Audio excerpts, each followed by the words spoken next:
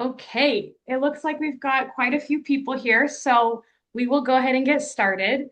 My name is Maria Phoutrides, and I'm the director of the Hellenic-American Cultural Center and Museum. And for those of you who are new to our organization, we are a museum and cultural center located in Northeast Portland, where we host special exhibits and public programs, and we record oral histories, basically to create an archive of community history documenting the Greek American history in Portland and the greater region of Oregon and Southwest Washington. So the reason we are hosting today's exhibition is this is kind of the concluding event of an exhibit we just hosted at the museum, which was called Follow the Thread, the Fabric of the Hellenic Spirit. And this was an exhibit all about Greek textiles that was on display for almost a full year. It's been open since last June, and we just closed it this week. So we're getting ready for our next exhibit. But it was a really wonderful display highlighting the various styles of Greek textiles, regional diversity, different techniques, and all of that. And so we are thrilled today to welcome Sophia to help us close out this experience, help us reflect on what was a wonderful exhibit, and share her expertise on Greek textiles. So again, just in case anybody missed it, this webinar will be recorded. So if you miss anything or you want to go back to anything, please do. Sophia's also offered to take questions at the end. So if you have anything that comes up, please just pop it in the chat and I will be monitoring that and can ask those questions at the end. And so with that, I would love to introduce Sophia Phoutrides, who is our speaker this evening. Sophia is the founder of Gaida Guild, a textile brand inspired by historic Greek patterns and material traditions. Her work explores the relationship between design, cultural history, and place. Through both her collections and research, she seeks to reinterpret historic motifs within a contemporary context. Thank you so much, Sophia. In addition to this, I also wanted to just share an anecdote that, as Sophia was building Guide the Guild, her business, there was an evening or a day that we spent actually together in the Hackham Library, looking over Greek textile books. And it was so fun because I see these books every day when I go to work, but I have no context for them. And so Sophia was sharing different insights that she had developed over years of research. And so now it's really cool to see her business coming to life.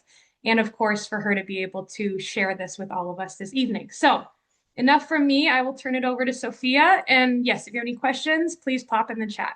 Thank you. Oh my gosh, that was so nice. Yes, Hackham has an amazing library, incredible resources for anybody who is interested in exploring. But Maria, thank you. I'm so happy to be here with everyone today. Thank you for joining my presentation on Greek textiles. I will begin. Textile making in the Greek world has been ongoing since antiquity, but the traditions that we most recognize today are ones that are made during the medieval and early modern period, which was during the Venetian and Ottoman rule of parts of what we know today as Greece. Textile making flourished during these periods, and we see enormous variety in technique, motif, and materials. Today, I wanted to approach the textiles not as decorative objects, but as social and cultural documents. They can show us how people lived, their environment, their livelihood, their lifestyles, social conditions, cultural exchanges they experienced, and the expressions of all these characteristics creates the notable variety that we see throughout the Greek communities in these Venetian and Ottoman worlds. As we read today the Greek textiles, we'll first look at who is making them and for what purpose. And then we'll look at textiles for the home, which is one category of textile production, with two case studies, the town of Metsovo and the island of Rhodes. And then we'll move on to textiles made for dress. And we have 3 case studies there. We'll look at the Sarakatsani people, dressed from the island of Crete and from the island of Astypalaia. So now we're going to contextualize textile making. Textile making is central to the domestic. It is produced by women, and the women were making clothing, household textiles, and dowry objects for the daughters of the house. These are images that I pulled from different folk museum websites that I found. They're completely random. But in every folk museum across Greece, there'll be an exhibition space that shows how people used to live and what the homes looked like. And you can see in every room, there is on display a hand loom. And it was important for me to show this because textile making and weaving in particular was incredibly central to the home space and to daily life for women. And so you wouldn't see a home without a hand loom. This is another folk museum scene, but I liked it because we see a young woman at the loom here, and we see a grandmother who is spinning wool into thread yarn in the corner here. And it just speaks to the intergenerational aspect of textile making. All women from grandmother, great-grandmother, aunts, mothers, nieces, daughters, they were all part of this cycle of making within the home. And women were responsible for collecting the fibers and spinning the fibers into their threads or their yarns, dyeing them, weaving with them, or using them for embroidery. Daily life also included textile making. It was part of the rhythm of the home. The women would first finish their daily chores, and then they would move on to the preparation of the textile. If there were multiple daughters in the household, the eldest would do the majority of the work, but grandmothers and mothers as well were working on the textile. So it is multi-generational, and it is the lifelong endeavor of a woman. As soon as she begins learning how to embroider and weave, it goes on until her last days. And these paintings, I thought were really interesting because they reinforce the normalcy of this activity. And I also think it represents the centrality of the act of making textiles as part of a woman's identity. I love this picture, this photo. From a young age, the girls began producing textiles that would eventually form part of their dowry. And so in traditional Greek life, the women would provide, the bride's family would provide textiles and the things that would go inside the home, and the groom's family would provide the home.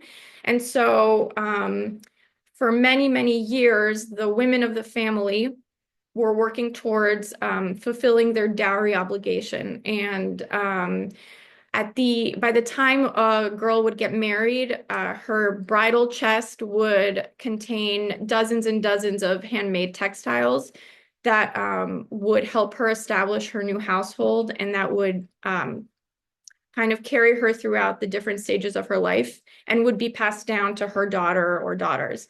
And these dowry objects were typically cushions, rugs, wall hangings, blankets, curtains, and anything that was expected and normal to see, traditionally normal to see in a home of that village, is what you would generally see in her dowry chest. And The presentation of the dowry is very important for the family because it represents the status of the family, the skill of the bride, and the value of the bride within the social structure of the village. So, the better the quality and the larger the quantity of the dowry, the higher the position of the family in the village and the more valuable the bride. So this was a milestone moment for the family. It represents years and years of labor, and it was a it was a focal point within the marriage. It's not the ceremony, but the celebration around it. So now that we've seen who is making these textiles and why they were making the textiles, we can actually move on to see the textiles. Women were making textiles for domestic use. These textiles were meant to dress the home. They defined and divided spaces. They acted as environmental barriers against cold, obviously, and then sun, wind, the elements. They acted as the home acted as a display space for the textiles as well. It showed the skill and labor of the women in the home and also represented the status and prosperity of the family. In this sense, the textiles were social objects. They were made to be seen. Their decoration was intentional. Because parts of creating the textiles were extremely labor intensive, the women really wanted the biggest bang for their buck, so they would concentrate the decoration where it would be most seen to visitors in the house. And so this is what I mean by saying that that you can consider them to be social objects. And I wanted to highlight a pattern regarding technique. In the mainland for domestic textiles, weaving was the dominant technique that you would see. You hardly ever see any much or any at all embroidery in the homes, whereas in the islands, embroidery is much more dominant in household textiles. Okay, so now we're moving on to Metsovo. Metsovo is a village in the mountains in northwestern Greece. It's highlighted to the left. It is a mountain community and it experiences long, cold winters. Even in the summer, the evenings can be quite chilly. The main economic drivers in this town were sheep herding and wool exporting into the Ottoman Balkans. And here I just wanted to show how the built environment reflects the mountain climate of Metsovo. And we see the use of very thick stones in building the home in order to protect against the extreme colds that they would experience. Inside of the home, textiles cover nearly every surface that you would see. They cover benches, beds, floors, chimneys, walls. The long winters kind of necessitated a more indoor lifestyle. People socialized and stayed more indoors. And because of that, it created both the practical need for textiles everywhere so that there would be insulation in the home, but also as the dominant space for your everyday life, people also wanted the space to be beautiful. And so there was this twofold function of the textiles. In Metsovo, weaving was the dominant technique for textiles. The objects are tightly woven. They're extremely dense. They have highly regulated designs. They have a highly regulated palette, and there is a lot of precision that we see in the motifs. We get a sense of discipline and control when we look at them. And weaving in Metsovo specifically isn't just seen as a technical skill, but there is a moral dimension to it among the villagers. Um, the quality of the textile reflected skill, diligence, and character. And it was said that if a woman, made a textile that was not perfect, the other woman would say that she must not have the fear of God. Like, how could she ever present such or dare to make such an imperfect textile? She lacked a moral seriousness. So this is a very serious craft and skill for the people in the village. Here is another form or another object of a woven object, the flocati rugs. And velenzas are the blanket version of them, but they're these high pile woolen rugs that were used as layering for beds. We see them here on the, I guess, like fireplace bench, and down here as well, used as a rug. So this is just another example of how the wool was used to heavily insulate the rooms. I'll move on to now other specific textiles from Metsovo that I found interesting. This is the fireplace decorative textile. We see it here. What I thought was interesting about it was that the hearth in general is the focal point in these homes. It is a source of heat and warm, light, and also a place people would gather. And it was also the central point in the room. And the white arch here represents the White River. It's colloquially known in Metsovo. And the right below the arch is the double-headed eagle. This is their double-headed eagle, and which represents Byzantium and God. And so the arch of the river and the meeting of the double eagle for them symbolized the meeting of heaven and earth. And they put that on the fireplace because they felt like the fireplace was a place of honor. It held a lot of importance in the home, and they wanted to highlight that importance by kind of bringing a spiritual, religious, honor to that space.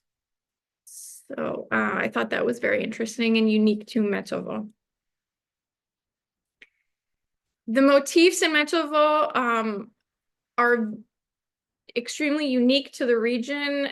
The motifs and the structure of the textiles you will not see anywhere else. So you can be sure if you see something like this in a museum or in a book or in an antique store that it's an object from this village. They are typically defined by borders that dominate a central field. And the central field in the middle have alternating patterns or motifs. The motifs are highly stylized natural forms most of the time. They do require some interpretation, but ones that I thought were very interesting were these little camels over here. You don't actually see camels today in Greece, but during the Ottoman Empire you did, and I thought it was a very cool animal to include in their textile in the mountains. And you can see I tried to delineate or highlight what some of these were.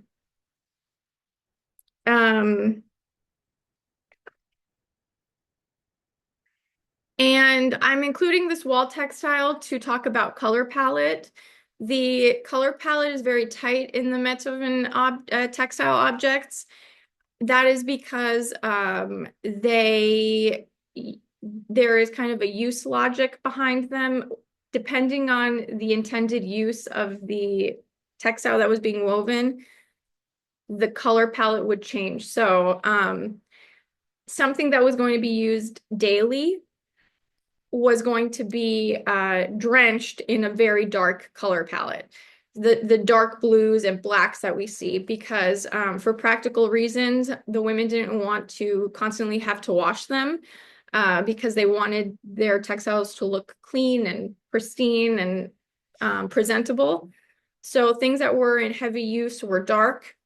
Red textiles were reserved for feast days and special occasions.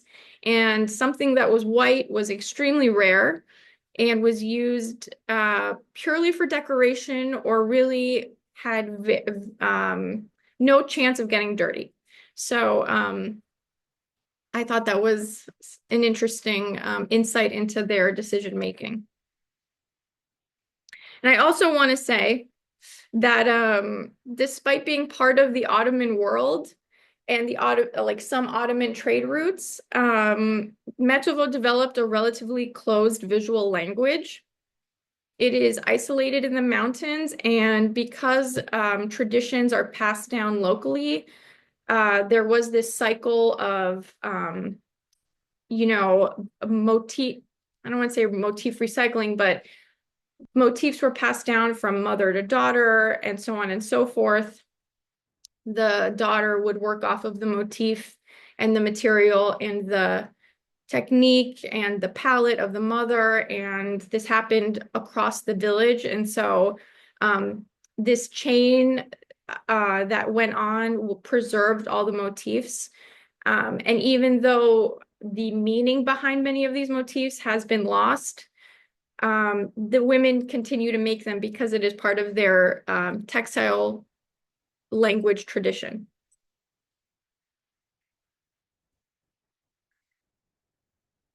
If we read these textiles as documents of the lives of Metzovans, we see in Metzovo a tradition shaped by climate, by isolation, is shaped by a wool-based economy, and they're all expressed through highly disciplined weaving that becomes part of the local identity of the village. So cold mountain environment required textiles like wovens everywhere. The availability of wool and the cold environment needed very dense, thick layered rugs and blankets. The hearth dominated the social life of a room, and so it was decorated with a special honorary textile. The weaving traditions we see are very strong and carried on through generation, and the visual language remains very tight, and use shapes color. So if Metsovo shows us how geography can preserve a highly local and relatively closed textile language, the islands present a different scenario. Our next example is Rhodes. Rhodes sits at the crossroads of many trade routes in many regions. We have Anatolia here, Crete and Venice over there, the Levant and Egypt down here. And so it is exposed to many regions and many cultures because of its geographic location and because it was a very large port of the Venetians and the Genoese. Has a mild island climate, and silk and flax is grown locally here. Also exported, but used locally. So we have multiple cultural worlds that are overlapping in Rhodes. And I included this to further show the environment so we get a sense of, place. And we see a Near Eastern and Mediterranean influence in the arches and the courtyards, the kind of stone that is used, the way it's laid, the Venetian influence in the fortress town above or the castle above. This is a example of a typical island home in the region, and this one specifically of Rhodes. We can see that there is a single room with a space to sit, a space to eat, and a space to sleep. And textiles are used in decorating. They're not on every surface, but they are there to highlight what the household wanted to highlight.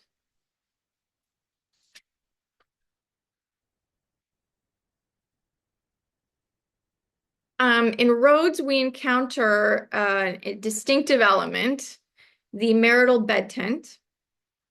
It is a large embroidered enclosure. It defined the space. It created privacy and honor for the marital bed.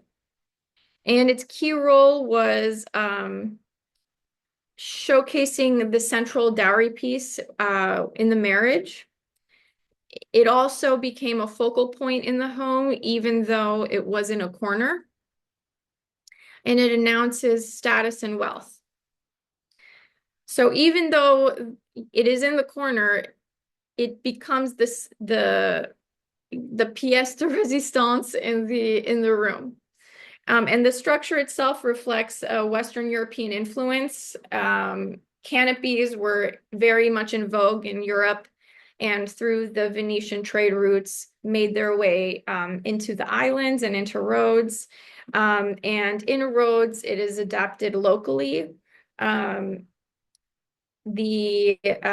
locals used their own forms of decoration, which was embroidery, and kind of imbued symbolic meanings into the tents with their motif selections and their design. The bed tent is not universal. It was used for, or it was seen in very wealthy homes, but even non-wealthy homes had a form of bed decoration that I will show you in a second.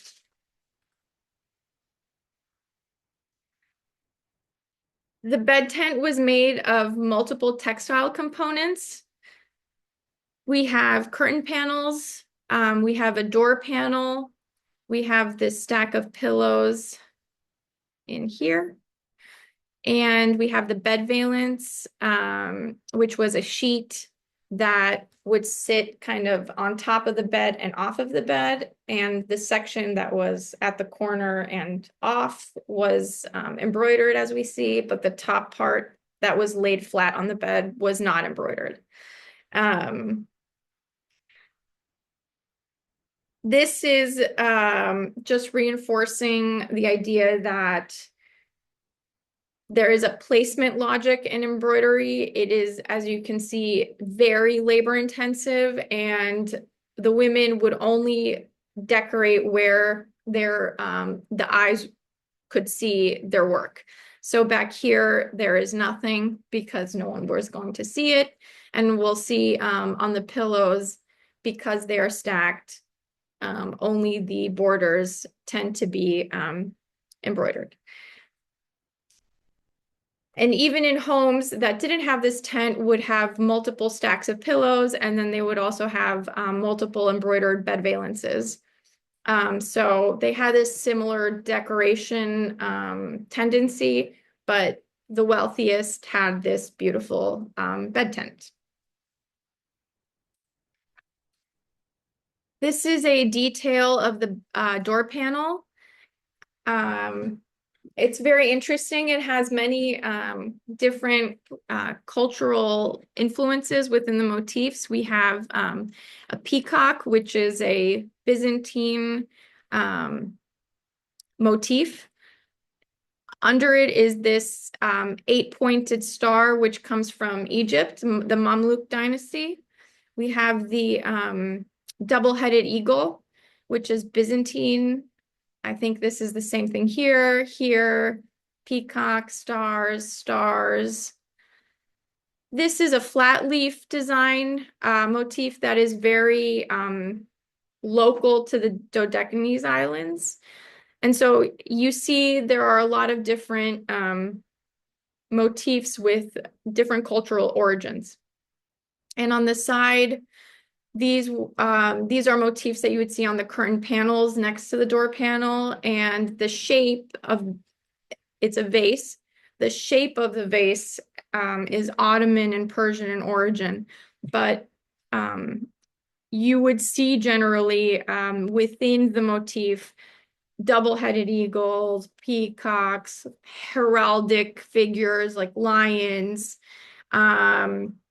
carnations, motifs from all different regions would be piled into this one vase motif, this one medallion.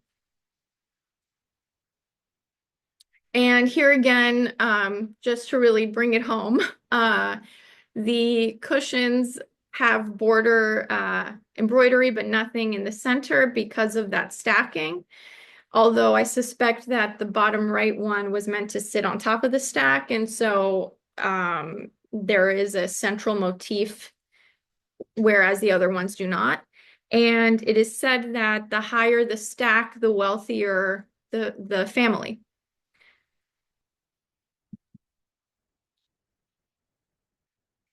So if we step back, what the textiles of Rhodes show us is a completely different textile logic than what we see in Metsovo. Here, the mild climate meant there was less need for heavy wool, and instead we see embroidery becoming the dominant form of decoration, made possible by the local silk and flax production. At the same time, the domestic interior becomes a space of display. The bed, especially through the marital bed tent, emerges as the central visual and symbolic focus of the home, closely tied to marriage and dowry traditions, as opposed to Metsovo, where the display is all over.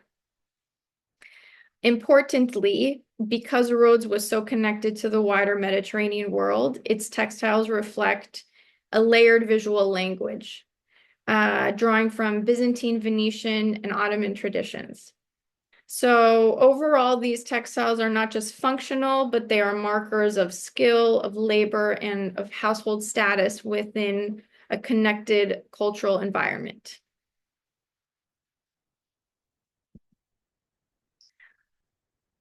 Now we move on to regional dress traditions.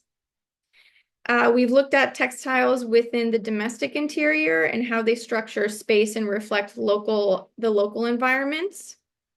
But textiles were also worn on the body, and there they carried even more immediate social meaning. The dress could communicate a person's regional identity, their marital status, and their place within a community. Like domestic textiles, clothing was shaped by local materials and broader cultural influences. But because garments were made up of separate pieces, aprons, shirts, jackets, tunics, skirts, head coverings, decoration was placed very deliberately on parts of the body that were most visible.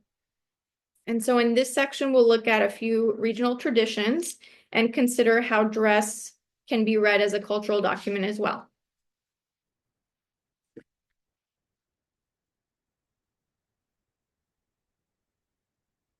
In the mountainous regions of Greece, pastoral economies centered on sheep herding and making wool the dominant textile fiber.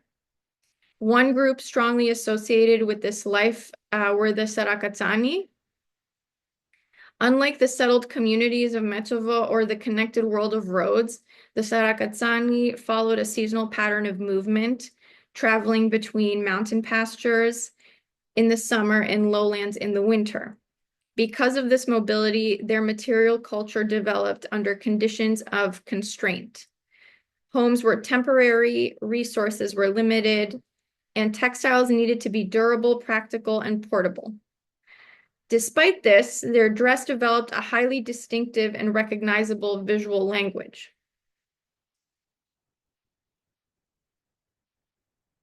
The Sarakatsani lifestyle directs the material logic seen in this dress. We see primarily wool garments needed for cold mountainous lifestyles. They provide warmth and durability. They're heavily layered in construction with cons closer to the body.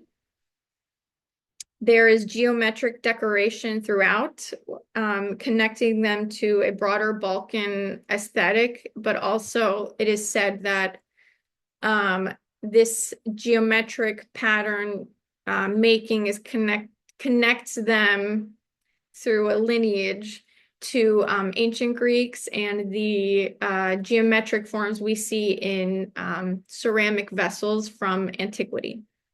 So even within constraint, there is a strong sense of order and continuity.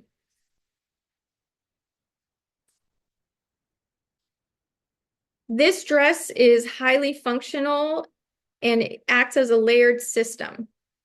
There are base layers and outer layers.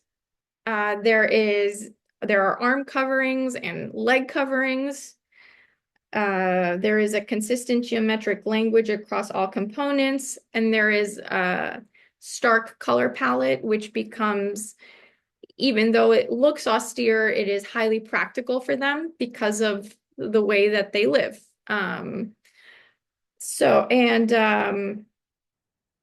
The system is flexible in its use. There are many layers. You can take the arm covers off. You can take the leg coverings off. The vests are on and off. The dress itself is made to make movement easier as they move from the mountains down to the pasture and if sheep herding. It's not, if you see other Greek dresses, it is not the fussiest dress. So it's highly practical and flexible, but it is still visually very controlled.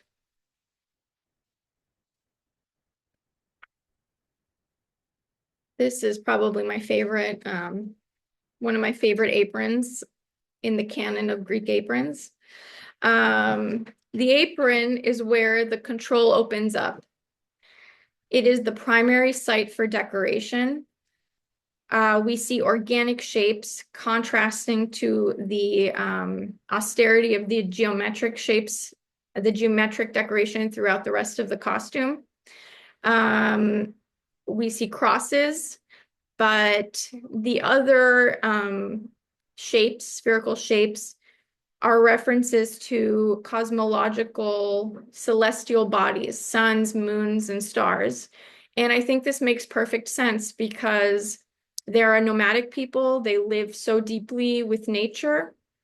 The sky becomes, their compass, part of their lifestyle.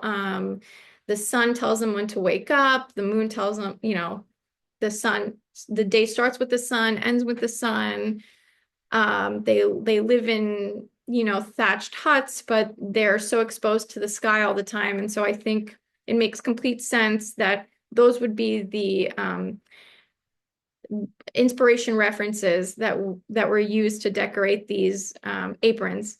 And the apron also becomes an opportunity for the woman to express herself and use her imagination and be creative. Elsewhere, there is an austerity and almost a rigor in how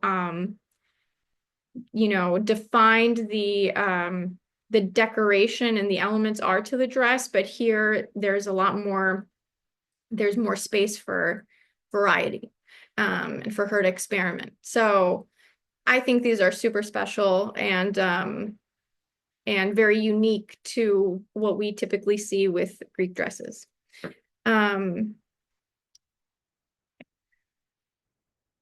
So taken together, the Sarakatsani people's dress reflects the realities of pastoral mobility. They are practical, durable, adaptable. They become a portable textile system. They have a dark palette, which reflects the austerity of their lifestyle, but is also extremely practical. The form is also a bit austere because it needs to, the dress needs to be able to move with the work and the movement and the, rhythm of their life as they go herding their sheep. The decoration is centered in the apron. So there is decoration, but again, it is constrained to the face of the apron. And there is a strong internal consistent visual language. So unlike robes, where we saw an openness and cultural layering, the Sarakatsani dress reflects a world of constraint, but within the constraint, an extraordinary degree of visual coherence.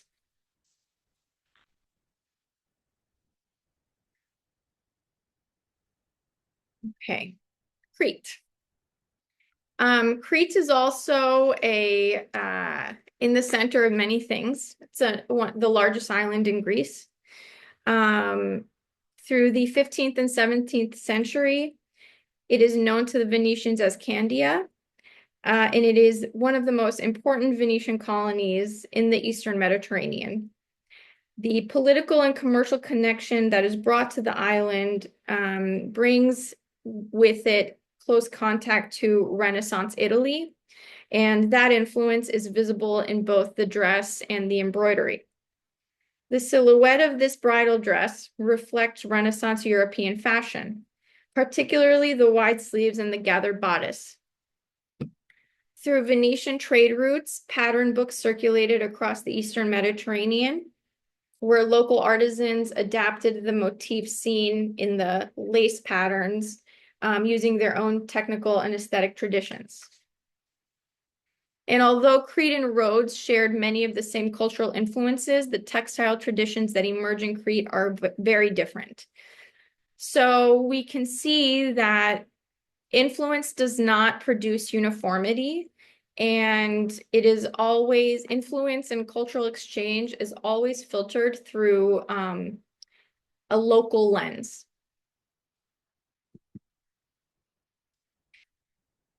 The early phases of this embroidery remains quite controlled.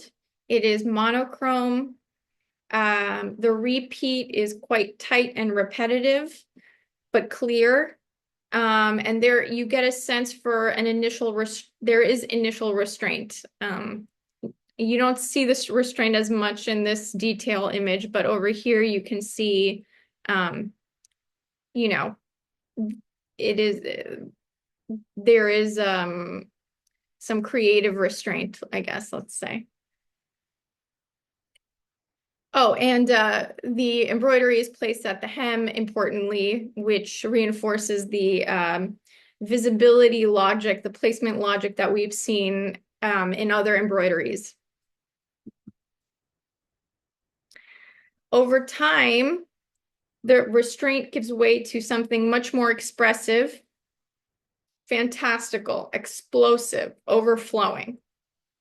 I mean, there's so much going on in these embroideries. It's really incredible.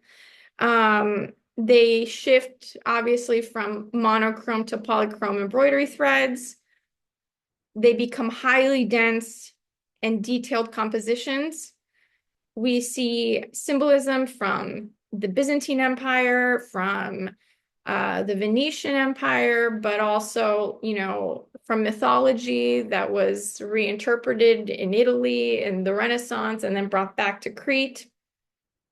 We see vegetal ornamentation, and the surface is just, you know, pouring with detail. So the embroidery expands. And I wanted to just bring this a little closer. We see here, you know, the double-headed eagle. There is really I mean, the detailing in this embroidery is so incredible. There's outlining in different thread colors. There are these little picot, these little dots on the inside of the motif to give it texture and the light to reflect off of it in a specific way to give variety to the eye. We have birds here and serpents, snakes. Down here is just wild. There's a gorgon with her tails that turn into serpents with these long tongues. We have, I think these are flying donkeys right here. Maybe this is a squirrel or, some other woodland creature. Another bird couple over here. More birds. This kind of looks like I don't know, some kind of toucan. No, I don't know what. Anyway, there's a variety of birds. We have serpents. We have snakes. The detailing continues. Medallions. I mean, I don't know other bodies down here. It's just, you know, I just can't. I can't. The more you look at it, the more you see. And here is these are examples of lace from the pattern books that would have inspired those embroideries. And you can see how close they are to one another, but that the artists in Crete really used them as a starting point and made them their own.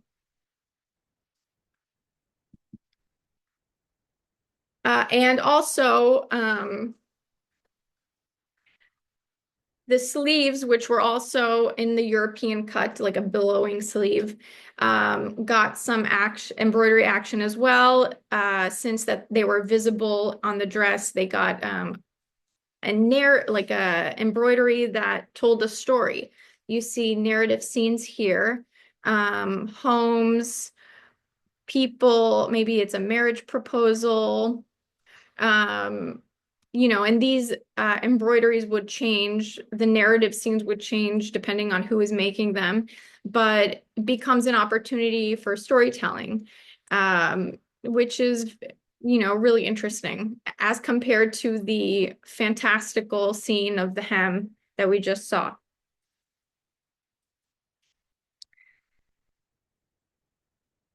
So what Crete shows us is something slightly different from Rhodes. In Rhodes, we saw multiple influences layered visibly side by side, but in Crete, those same influences are absorbed and transformed into a more unified visual language. Even though Crete was deeply connected to the Venetian trade and exposed to many external ideas, the outcome is not mixture, but interpretation. The shift from monochrome to highly elaborate polychrome embroidery reflects not only changing taste, but an increasing confidence in the local visual language of their art. And in the narrative embroidery, we see textiles functioning not just as decoration, but as a medium for storytelling. So again, the textile is not just something decorative, it's something that we can read and begin to gather the cultural and social and also historical contexts of the place from which it emerged. If Crete shows us how outside artistic influences could transform the local textile traditions, the island of Astypalaia offers an even clearer example of how multiple Mediterranean cultures can merge into a single costume.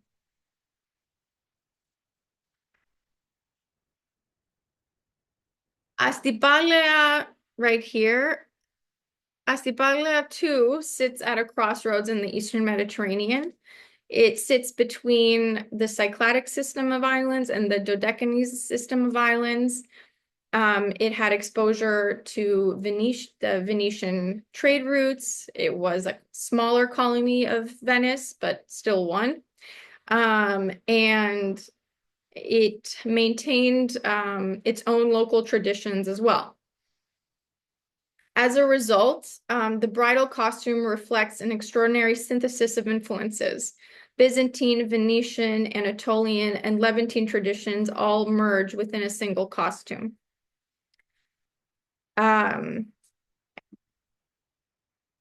Little. Here is it is called the Chrysomandilo costume in Astypalaia. That is how it's known. Chrysomandilo means golden handkerchief, but this is actually the silk that is draped and framing the face. We see an elaborate headdress that is the focal point of the bridal ensemble. There is an emphasis on frontal presentation, and the dress is 100% ceremonial. There is absolutely nothing practical about it. The headdress typically would be woven with pearls and gemstones. It's maybe here you could see it more, but I don't have a great image of that. But the Byzantine influence is so extremely clear. And really the dress is composed almost like an icon. And this mosaic of Empress Theodora, I think, really speaks to that point. Here is a close-up of the cap that the women would wear. And here, I mean, it's a little fuzzy, but you can see there are gemstones and pearls that are threaded in. But we see a partridge and the double-headed eagle, which is a Byzantine symbolism.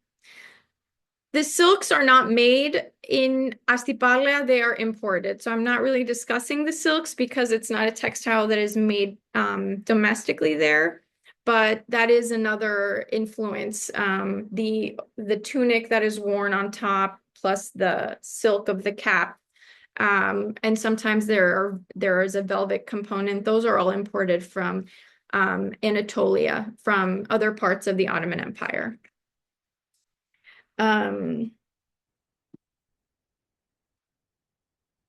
Here, the base layer is made of a linen, and the embroidery again is sitting at the hem for visibility's sake. It is composed in a frieze-like structure, which recalls some Byzantine dress that we see in icons.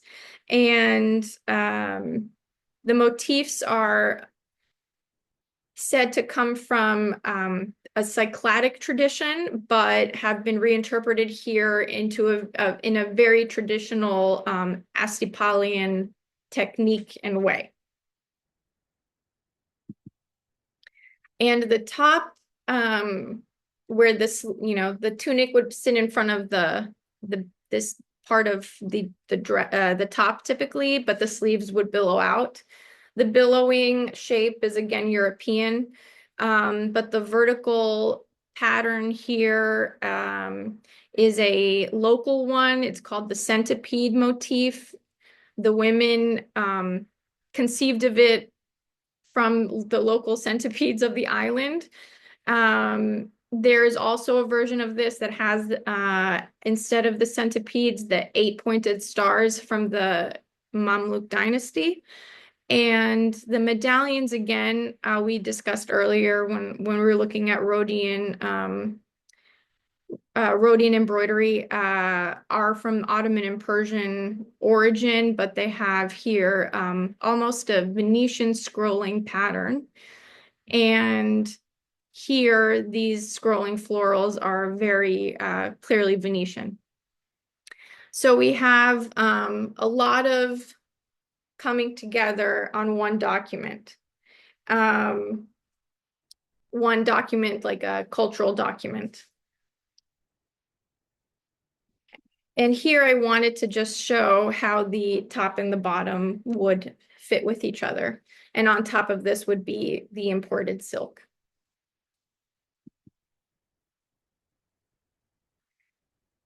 What Astypalaia shows us is something different from both Sarakatsani and Crete. The Astypalian dress is not internally developed like in the case of the Sarakatsani, but it is also not fully absorbed. The influences are not fully absorbed like they were in Crete. We have many multiple traditions layered visually. We have Byzantine, Venetian, Anatolian, and Levantine. The dress is a meeting point of all these cultures, and it is a purely ceremonial dress. There isn't, it doesn't have the practicality that we see in the Sarakatsani bridal dress.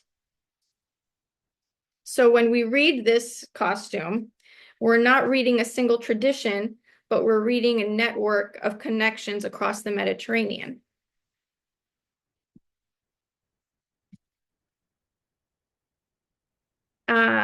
So across all these examples, we can begin to see that textiles are not just decorative objects. They're shaped by their environment, the materials chosen, the climate that the people live in, the lifestyles they lead, they all direct how the textile outcome. The objects are shaped by the economy, what kind of trade is happening at the time, what access did they have to other trade routes and other objects of influence, what kind of exchanges were going on. Decoration is placed intentionally. There's a high stress on visibility and how those objects are intended to be used. Motifs carry meaning. You can see identity and belief in some motifs. You can see memory and tradition in others. You can see historical continuity, so on and so forth. And we see variations across regions. The different ways that people chose to express and work with all of these influences and factors creates the textile traditions that are so varied across regions. And but they're all threaded together by one common factor, which is that women are behind all of it. So this concludes my presentation, brought to you by Guida Guild, my company. My studio. I guess I can say a few words about it. This is one of my designs with the piece of inspiration that I used for it. This is an embroidery from Attica. It's a sleeve that was made into a bag that I found really beautiful. For me, these textiles contain small worlds, and I am endlessly inspired by that. I'm inspired by the stories that they tell, the history and the identity and the tradition behind them. And I feel like they're a part of me somehow, because my family is from Greece and I am not a craftsy person. I do not know how to sew. I do not know how to embroider. I do not know how to weave. But it is my own way of trying to continue that chain of making and participate in that tradition that hopefully will not become lost, but not really possible for me to do here in the US. And so Guided Guild is an expression of that, of honoring that tradition and partaking in it in my own way. So I am happy to answer some questions. I hope that was interesting and insightful. Thank you so much, Sophia. Yes, there's lots of comments coming into the chat saying just that. It's very insightful, and people are very grateful for the time and effort you put into this presentation. I also just wanted to note one thing that struck me as you were saying the common thread through all of this is the women behind it. And I thought, what perfect timing given that March is National Women's History Month. So very fitting here as the month closes. I I want to start with a question and then I'll get to some that are in the chat, and please send more in as they come. You talked a lot about this idea of reading textiles, which was really helpful in thinking through what the symbols and motifs look like. But you also, of course, touched on different material availability, geographies, economies, and how different styles were kind of driven by the actual material pieces. And so I wondered if you could talk some to the value of these pieces. I know many of them were constructed for the home and for personal use, but even some of the photos you use, they're pieces that are in museums now, or we just had this exhibit at HACCM that was all about showing off the beauty and the materiality of this. Can you talk at all to the to that piece of it, the value of these as objects themselves? Yes. Well, locally, they were the more complicated and dense the design, the more valued they were because of, like I said, the immense labor that went into making them. And so locally there was, they weren't like traded as currency necessarily, but they were uh, viewed as highly valuable objects in terms of the village culture. As the empires start to break down and more tourism and ethnographic interest evolves in the Balkans and Greece, we see many Brits actually coming to Greece kind of as ethnographers, as travel writers. And it's around the time when the arts and crafts movement is picking up in the UK. And so there's a revived interest in folk art. And while the textiles locally were never really exchanged for goods or money, they become highly valuable objects for foreigners, but really sold for pennies to the people who made them. So that is how we end up seeing them or that's how the Victoria and Albert Museum in London has such an enormous collection, because they were highly sought after.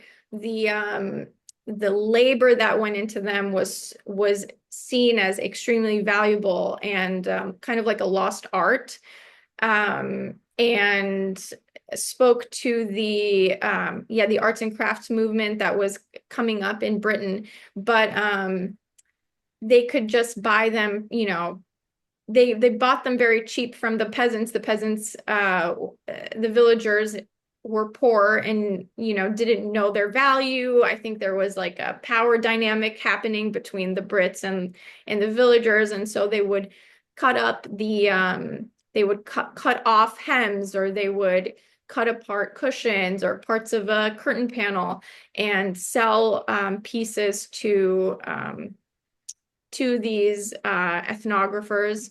And that's how we have them in the collections in museums. And so their value comes from their labor, whether it's from locally when they're used for the purpose of a dowry, or in exchange for as a currency, in exchange for money with Western Europe. Thank you. That's really fascinating. There's another question in here that is kind of also about the material piece of it, but I want to share the comment that the person made before too. They said, cultures can be so different. In quilting, an error is accepted because only God is perfect. I think that was in reference to the mezzovo piece you were talking about, and the moral aspect of it. So I just thought that was interesting to share. But their question is, was cotton used, and where did the fiber come from, if so?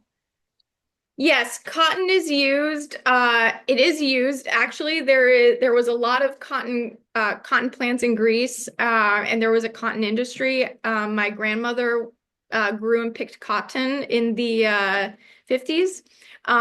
So there's definitely a lot of cotton, but you don't see it as much in these early these I guess the earlier centuries. There in Crete, I think I had read that linen and cotton was used to make the ground. But generally speaking, because cotton was uh, more of a mainland product, uh, you would see it in other regions on the mainland. So kind of north central Greece is where you would see a lot of cotton production. And my guess is if you were to look at that region, you would see more cotton grounds there. Or maybe cotton would be used as in a woven, but you know, it's a much more casual fiber. Um, I don't recall ever seeing something woven in cotton or as a ground that is embroidered that really had the same decorative effect as the wools or the linen grounds with the silk embroidery. But there is definitely cotton available. Thanks. Um, can you share anything about how politics or local politics, global politics might have impacted the freedom in textile expression? That's a good question.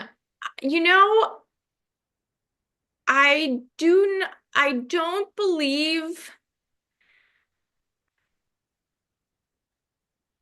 so. As colonies, and under the Venetians, the textile making was not necessarily dictated by Venice.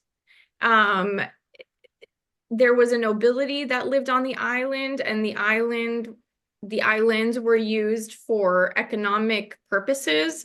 But there wasn't so much there the system of power there, I don't think, was trying to control or direct the you know, textile decision making or the outcomes. The biggest influence politically, I would say, is just the access to different uh, motif books that were being circulated.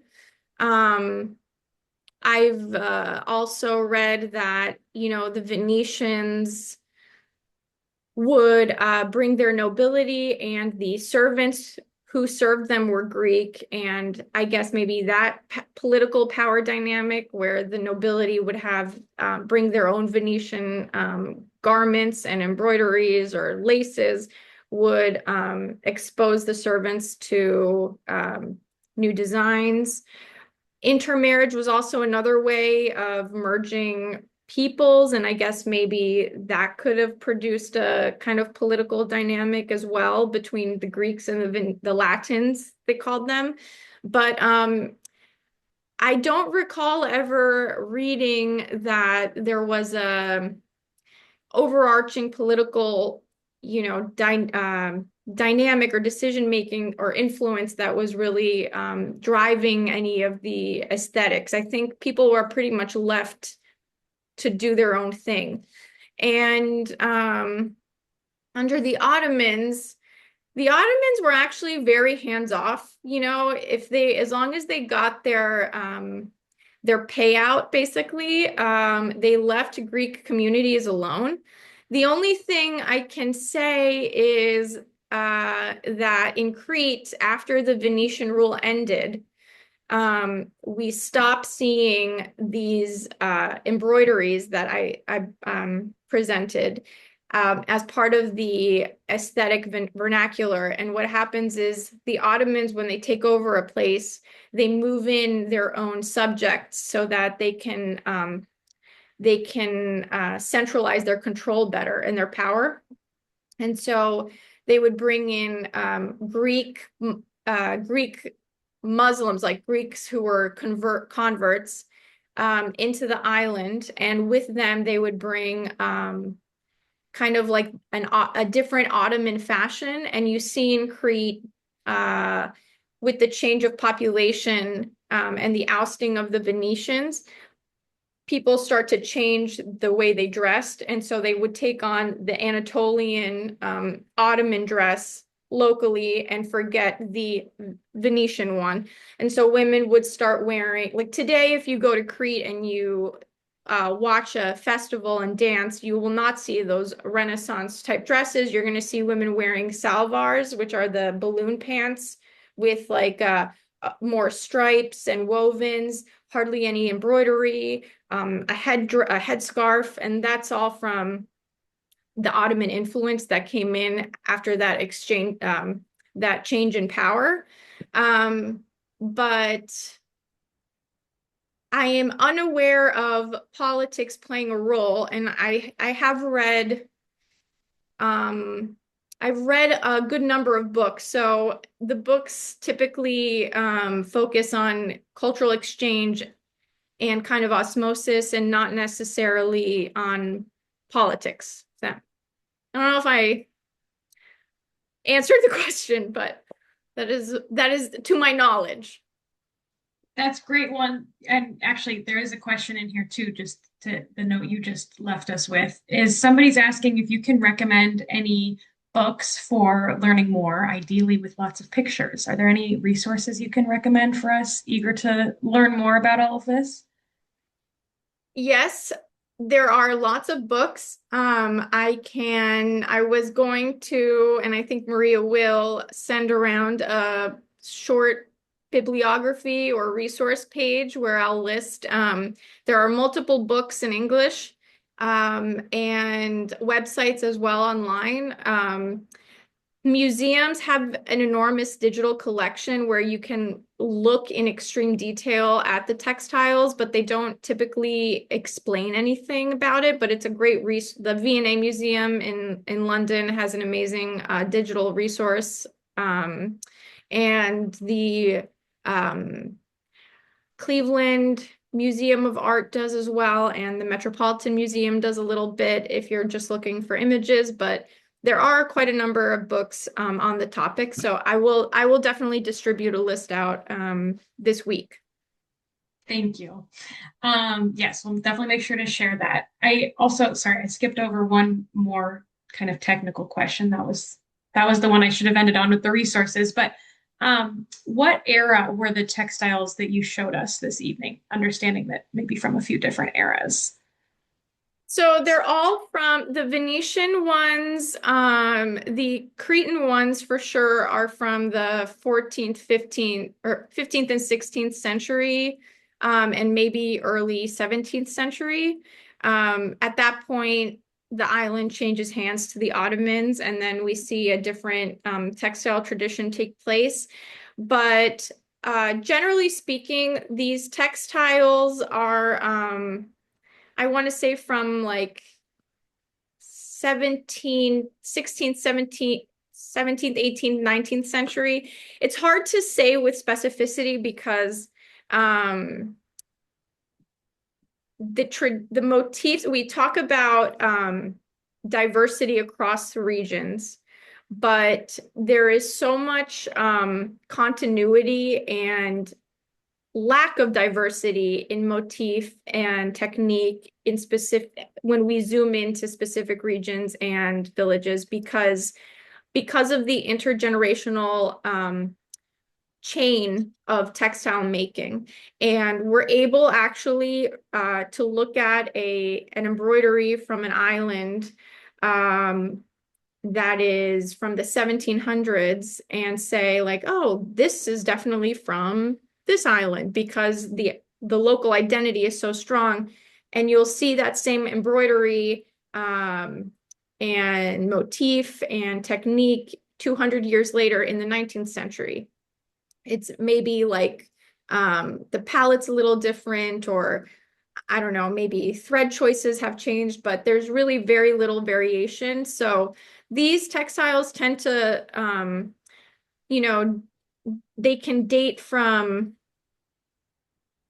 I want to say like 1500s, 1600s to the present, and many of them are still they are continuously being made. It's the tradition is ongoing, and the textiles I showed are some are made are much older, some are made closer to the 19th century, some are made in the 1950s, but there is that continuity, so it's hard to really place an exact like decade or century. That's great. Thank you, Sophia.